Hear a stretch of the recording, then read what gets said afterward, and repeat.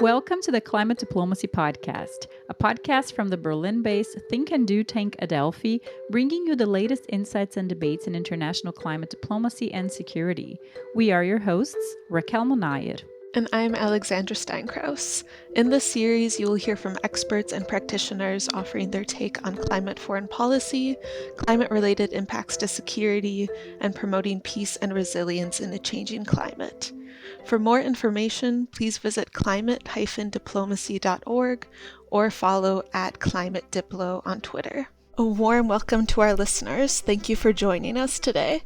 For those who have been with the podcast from the beginning, you may remember that for the very first episode in February 2019, we asked the question, what role can and should the United Nations Security Council play on tackling the security risks that emerge from a changing climate? We're excited to once again focus on the role of the UNSC for our final episode of 2022. Until now, the discourse around climate-related insecurity in the Security Council has been focused on how the effects of climate change exacerbate insecurity on regional, national, and international levels.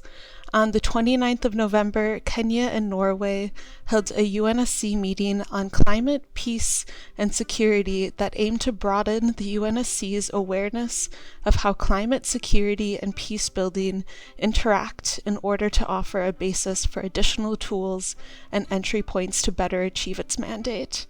Today, we are very lucky to be joined by one of the panel discussants, Hafsa Maalim. She's a research fellow at the Stockholm International Peace Research Institute, a specialist in peace and security with a background in international law, who has worked with the African Union Commission's Office of the Commissioner, Department of Political Affairs, Peace and Security, and International IDEA. Welcome, Hafsa. Thank you, Alexandra. Hi, Hafsa. Also welcome from my side. Let's get started maybe with some background for our listeners. So my first question to you is, up to this point, what would you say have been some of the obstacles to get climate, peace, and security on the agenda at the UN Security Council? Well, thank you, Raquel, and thank you, Alexandra, first for having me to join you in this last discussion of the year. I think just to dive into it, I would not necessarily phrase the discussion or the discourse on climate, peace, and security at the UN Security Council as an obstacle, i.e. an obstacle in placing it on the agenda. On the contrary, the Security Council has debated this since 2007, with the UK tabling this. Between 2011, we saw this discussion emerging severally, especially on country-specific debates on the Lake Chad basin or in Darfur and Mali, and regional debates as well, also in the Sahel and Lake Chad, as I had said. Between 2019 and 2022, we saw this debate picking up more, with the thematic discussion being focused on at least 10 times, both in the form of the area formula and also in high-level debates. In a sense, there seems to be an appreciation at the UN Security Council level that there's a need for this discussion. And the statements, as you rightly pointed, in the area formula meeting that Kenya and Norway organized, a number of the member states did have statements that aligned quite a lot, recognizing that this issue, one, is pertinent for the UN Security Council to be seized of, but it's also that it is complex, interlinked, and it does have an impact on international, regional, and national security, but also on human security. What we saw the challenge more, and now coming back to your point on the obstacle, is despite the nuances of appreciation or the appreciation that this issue needs to be discussed at a Security Council level, or needs to be discussed from the point of peace and security through the adoption of presidential statements, but through also the numerous statements that are made by the member states. What we have not seen is a commitment in a form of perhaps a resolution. There have been several attempts in the last 2 years to get this, 2 attempts actually to be specific, and we saw both of them not working out. But what we have, and I try to look at this as a glass half full, is we do have some substantial language and sort of awareness that we can be able to capitalize on. And I use we as the climate change, peace and security, climate, peace and security practitioners, policymakers, and also academics, so thinkers who are also in this field. So there's quite a bit in terms of traction that we can be able to make use of, and we can be able to use to implement or take the discussion further. Perfect. Looking at last month's meeting, you shared insights from the African continent on how the discussion on climate, peace, and security has evolved specifically within the continent and trends on what lessons can be drawn. And like you've already mentioned a bit there, you also emphasized the interlinkages between climate change and conflict, and that they're complex, nonlinear, compounding, as well as cascading. So what is the impact of this on the capacity of institutions like the African Union and the United Nations itself in making, keeping, and building peace? You've captured it well. First on the African continent, and I'd like to build from the region now, focusing more on the global level. The evolution of the language and policy when it comes to the discussion on climate, peace, and security has largely been informed not just by the impact that climate change has on the peace and security landscape on the continent, the fact that it seems to be exacerbating already fragile security settings or fragile peace, but it's also being informed by the need for the institution, in this case the AU, and the regional economic communities to better respond, to better adapt to these emerging challenges. And this is how we've seen some interesting shift, also not just looking at climate change as a threat multiplier, but also as a development issue. It's also a human security issue. And so that evolution in itself is a recognition that institutions also are adapting in responding or creating adaptive policies that can better respond to the interconnected nature of these risks.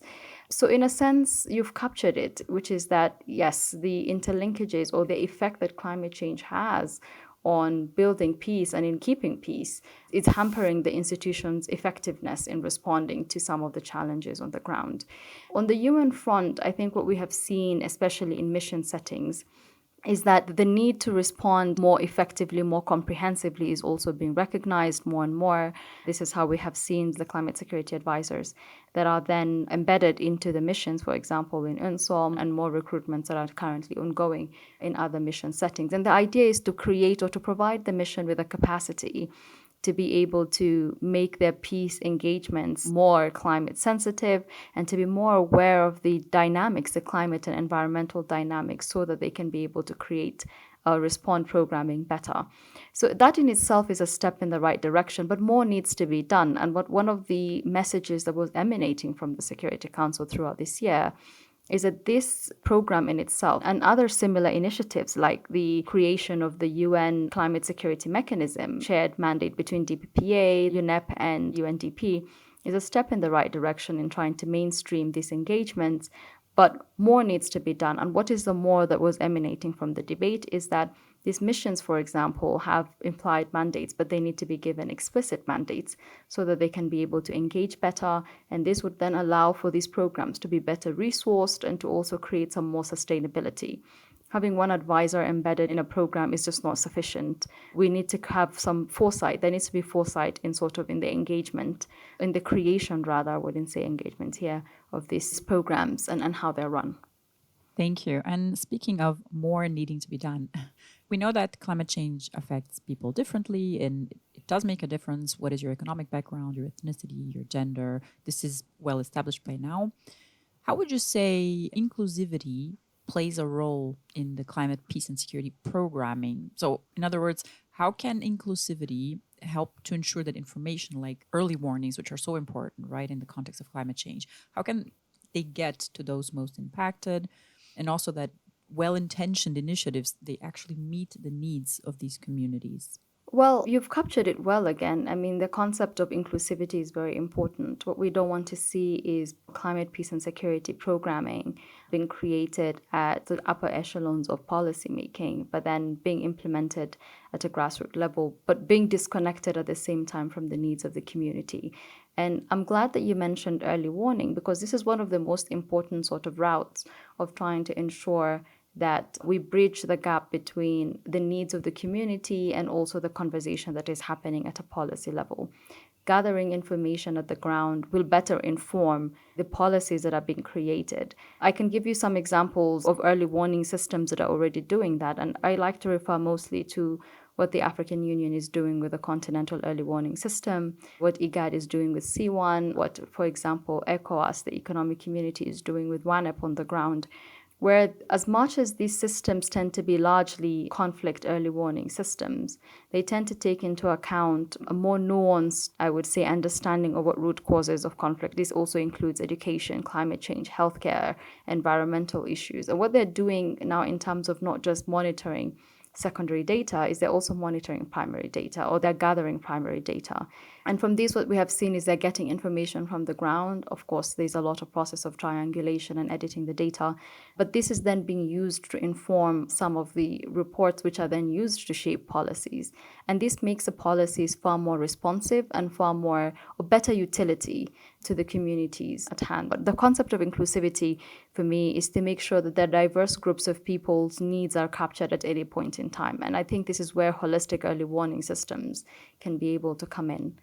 Yeah, perfect. I think you did, really highlighting the need to gather information on the ground and really speaking to affected communities. So we've already highlighted a bit about the need for better data, more locally informed data. That's incredibly vital to things like early warning systems, as this has been a call from developing and least developed countries that are often the most affected by climate change. And when it comes to turning early warning systems and actually leading to early action, how can we build upon this momentum and actually make these systems work for the communities that need them? Well, the biggest challenge when it comes to early warning, whether you're talking about climate early warning systems, DRRs, or whether you're talking about conflict early warning systems, the biggest challenge is trying to prove prevention.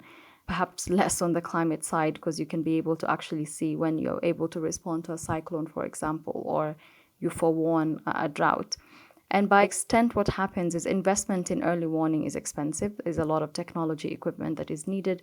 And there seems to be donors or development partners and actors generally just tend to shy away from investing heavily in early warning because there's little evidence of the prevention or how useful or utility of early warning, I would think is what I would say. However, investment in early warning, even though it may look expensive at hand, is actually much cheaper than responding to some of these challenges that emerge. The second biggest issue when it comes to issues of early warning is response is largely a political issue, and it's owned at a completely different level. While you may have early warning that is emerging from a continental or sort of regional level, there's little response that can be done at that level. There's programming that can support, but majority of the response largely lies at a national level. And this requires political will, it requires resources, and I say resources both in terms of financial and human resource, which sometimes some of these member states may not necessarily have. At the end of the day, there's competing interests. In some cases, perhaps far more complex security situations. In the case of the last 2 years, the pandemic has been on the forefront in terms of priority and investment for most member states. So in that sense, it becomes a bit more challenging to fully or perhaps more holistically translate early warning into early response. But there's still room, and I think this is where partnership is key. When it comes to responding to issues of climate change, we may have, for example, climate change and its impact on security. Let me be specific here. We may have an understanding or a shared understanding as to what the threats are. But when it comes to responses, we need to be able to curate these responses together as well, taking advantage of the different institutions' capacities at any point in time. So development actors can take the lead on development, engagement, issue policy, and political institutions can sort of spearhead the political landscape. So there's a lot to be done, but more importantly, it cannot be done without robust partnership. Yeah, so you just mentioned partnerships and responses as well, which ties well with the question I wanted to ask you next. During the Security Council meeting, you've also highlighted the Climate Responses for Sustaining Peace initiative, as well as the Climate for Peace initiative, which was launched at the BCSC and also presented at COP27. There are a few initiatives out there. They're seeking to synthesize all the knowledge that's being generated and transform it into workable concepts that also speak directly to policymakers. Now, what role do you see for this kind of multilateral joint initiatives in actually furthering the climate security agenda internationally? What I found most interesting about especially the two initiatives that you mentioned, the Climate Response for Sustaining Peace and the Climate for Peace initiative, is I see them as perhaps the next step in the broader discussion of climate change, peace and security. Just recalling the conversation that we've had at the start of this podcast, which is that we have seen significant progress in the policy front. Perhaps we may not have gotten to where we wanted. Maybe what we were pushing for as a community more is a resolution, but we have seen an evolution in language. We've seen perhaps some more acceptance on that level. But what next? What do we do next with that kind of language? How do we ensure that that momentum at the political level is then translated into concrete initiatives? And this is how I see some of these engagements, is now that we have a conceptual understanding of what, or starting to have a conceptual understanding of what these linkages are. How do we then make sure that the programming is far more responsive as well to the challenges that we highlight? And I think this is what I find most interesting. The idea of looking at investments in adaptation, for example, not just as a development issue, but as a peace-building issue, which is something that the community, I think the climate change community has been calling on for the longest time, because we've been having the conversations in silos, whether you're talking about issues of climate change or security, in two completely different bubbles. But now with these kind of initiatives, then we have some commonalities that are able to also influence the programming, not just the policy discussion. So I think it's much needed. I think it's also a platform that is creating room for like-minded thinkers or like-minded actors to be able to come together and push for the implementation phase of this discussion. So it's quite an interesting engagement for you to come actually to emanate at the COP, but also around the COP to also be some ambition that is a launch pad for some things that we can be able to do in the coming years. Speaking of kind of the next steps in the climate, peace, and security debate, as well as some of these new initiatives being a launching pad for future conversations, future momentum, and future progress, this is, of course, the last podcast episode of 2022. So 2023 is just around the corner, which means a new year for roughly half of the world's population or so. And as humans, we often tend to look at New Year's as new opportunities, as if we have a new chance to finally get things right. So coming from this perspective of hope, which steps would you like to see being taken by the international community in terms of addressing the risks to human security stemming from climate change in the upcoming year? What I would hope to see from the international community is, one, an amplification of the discussion on climate change, peace and security. As we have said, a lot has been accomplished. The conversation has, in the last especially 3 or so years, completely taken a different turn, but we've seen more synergy in terms of more actors coming to appreciate the complexity of the issue, the interconnected nature of the issue. We have seen the think tank, academia rolling out more think pieces and more analytical pieces to basically further the conversation, to show us what exactly are the links and what does it mean for our engagements in peace and security. So we're no longer arguing that there is no evidence. We're no longer arguing that these issues are not linked. That is very clear. So what I would like to see on that front, on the policy front, is now that we are aware, how do we amplify that? How do we take that to the next level? And I see that through three main lenses. One is these issues of financing, adaptation, and mitigation. And I'd like to maybe also closely link this to the debate at the Security Council. Some of the language or some of the discussion that is emanating from the Security Council, from the climate, peace, and security skeptics, from those who feel that the UN Security Council perhaps is not the right platform to have this conversation. They argue that not only is it a platform, but also the best way to respond to climate change issues is not to have a conversation on the linkages alone, but for member states or for partners to be able to implement their commitments to the Paris Agreement. And there's some merit to this argument, which is to say that in addition to us being seized of the policy discourse, in us being seized to the sort of the linkages between climate change and security, we should not do that alone, or we should not do that in a silo. Then that needs to go hand in hand with the continued implementation of the commitments that have already been made. Second is building momentum around good progress that has been made around the COP. This is on the adoption of the Loss and Damage Fund. I mean, a step in the right direction. I'm sure the modalities are still being worked out. But I think what is most crucial, and I think organizations like the Climate Change Foundation are arguing quite heavily, is this issue of the additionality principle, making sure that the resourcing of the Loss and Damage Fund, the resourcing of adaptation, is not necessarily a redirection of funding that were earmarked for other things, but to make sure that it is not being funded at the detriment of other development programs that are also very core or very crucial. Because then what we don't want to see is then in a couple of years we come back and we realize there are gaps that need to be then met. And I think lastly is this issue of transition. It's very important that we're having a conversation on green transitions and to have a discussion on what exactly that could mean. But as we are heavily debating and pushing for transitions, I think these transitions need to be most importantly just and peaceful.